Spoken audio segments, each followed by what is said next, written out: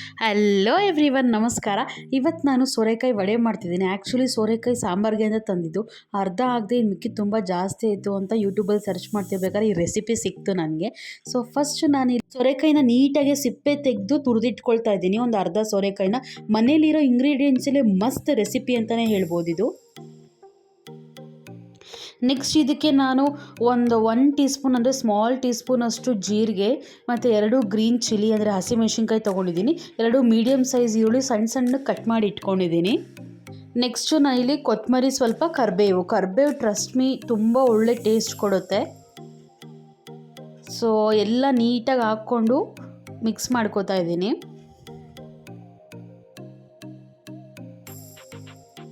Next ನಾನು ಇದಕ್ಕೆ ಅಕ್ಕಿ ಹಿಟ್ಟು ಹಾಕ್ಕೊಳ್ತಾ ಇದ್ದೀನಿ. ಅಕ್ಕಿ ಹಿಟ್ಟೆಲ್ಲ ಹಾಕ್ಕೊಂಡು ಚೆನ್ನಾಗಿ ಮಿಕ್ಸ್ ಮಾಡ್ಕೋತಾ ಇದ್ದೀನಿ. ನೆಕ್ಸ್ಟು ರುಚಿಗೆ ತಕ್ಕಷ್ಟು ಉಪ್ಪು, ನಾನಿಲ್ಲಿ ಆಲ್ಮೋಸ್ಟ್ 1 to 1.5 ಸ್ಪೂನ್ ಉಪ್ಪು ಹಾಕ್ಕೊಳ್ತಾ ಇದ್ದೀನಿ. ಉಪ್ಪು ಹಾಕ್ಕೊಂಡು ಚೆನ್ನಾಗಿ ಮಿಕ್ಸ್ ಆಗಬೇಕು. ನೋಡಿ, ಇವಾಗ ಹಿಂಗೆ ಕೈಯಲ್ಲಿ ಇಟ್ಕೊಂಡ್ರೆ ಅದು ನೀರು ಕಂಟೆಂಟ್ ಇನ್ನೂ ಇದೆ. ಸೊ ನೀರು ಕಂಟೆಂಟ್ ಫುಲ್ ಡ್ರೈ ಆಗೋವಷ್ಟು ನಾವು ಅಕ್ಕಿ ಹಿಟ್ಟು ಹಾಕ್ಕೋಬೇಕು, ಇಲ್ಲಾಂದರೆ ವಡೆ ಅಷ್ಟು ನೀಟಾಗಿ ಬರೋದಿಲ್ಲ. ಎಣ್ಣೆಯಲ್ಲಿ ಎಲ್ಲ ಪುಡಿ ಆಗೋಗ್ಬಿಡುತ್ತೆ, ಪಕೋಡ ಥರ ಆಗೋಗ್ಬಿಡುತ್ತೆ.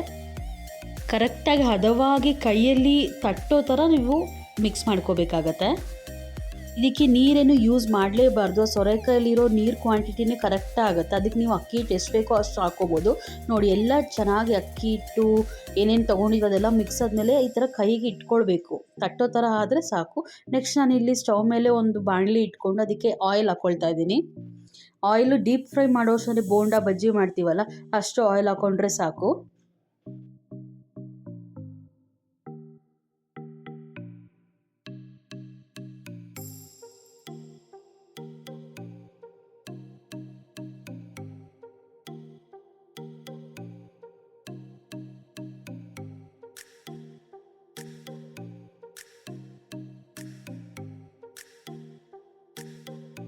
ನೆಕ್ಸ್ಟ್ ಇಲ್ಲಿ ಚೆನ್ನಾಗಿ ಎಣ್ಣೆ ಕಾದಿದೆ. ಇದಕ್ಕೆ ನಾನೀಗ ಮಿಕ್ಸ್ ಮಾಡ್ಕೊಂಡಿರೋ ಹಿಟ್ಟು ನೋಡಿ ಈ ಥರ ನೀಟಾಗಿ ತಟ್ಕೊಳ್ತಾ ಇದ್ದೀನಿ. ತಟ್ಟೋದಂತಂದರೆ ತುಂಬ ದಪ್ಪನೂ ಇರ್ಬೋದು, ತುಂಬ ಸಣ್ಣಕ್ಕಾದ್ರೆ ತುಂಬ ತೆಳ್ಳಗೆ ಕೂಡ ಇರ್ಬೋದು. ಮೀಡಿಯಮ್ ಸೈಜ್ ಇರಬೇಕು ಮತ್ತು ಮೀಡಿಯಮ್ ಫ್ಲೇಮಲ್ಲೇ ಇದನ್ನು ಫ್ರೈ ಮಾಡ್ಕೋಬೇಕು.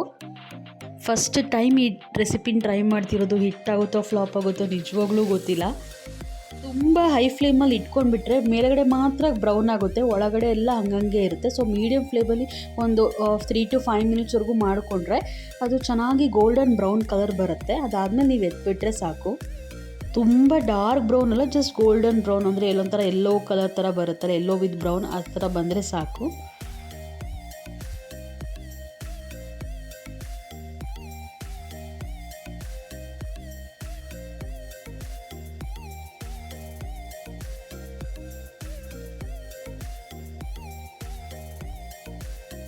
ಅದು ಆ ಕಡೆ ಆಗ್ತಿದ್ದಂಗೆ ಇಲ್ಲಿ ಸ್ವಲ್ಪ ಇನ್ನೂ ಮಾಡ್ಕೊಳ್ತಾ ಇದ್ದೀನಿ.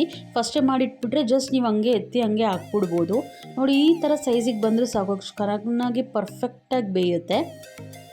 ತುಂಬ ತೆಳ್ಳಕ್ಕೆ ತುಂಬ ತಿನ್ನಾಗಿ ಹೋಗ್ಬಿಟ್ರೆ ಫುಲ್ ಗಟ್ಟಿಯಾಗಿ ಹೋಗ್ಬಿಡುತ್ತೆ. ತುಂಬ ದಪ್ಪ ಆಗಿಬಿಟ್ರು ಅಷ್ಟು ಚೆನ್ನಾಗಿ ಬರೋದಿಲ್ಲ. ಸೊ ಮೀಡಿಯಮ್ ಸೈಜಲ್ಲಿ ಸ್ವಲ್ಪನೇ ಎತ್ಕೊಂಡು ಹಿಂಗೆ ತಟ್ಕೊಂಡು ನೀವು ಹಾಕ್ಕೊಂಡ್ರೆ ಸಕ್ಕತ್ತಾಗಿ ಬರುತ್ತೆ, ಟ್ರಸ್ಟ್ ಮೀ.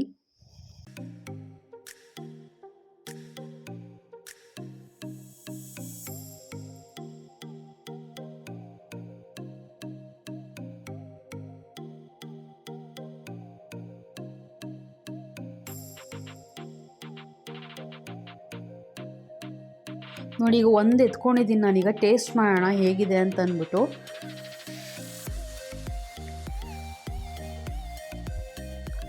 ಫುಲ್ ಬಿಸಿ.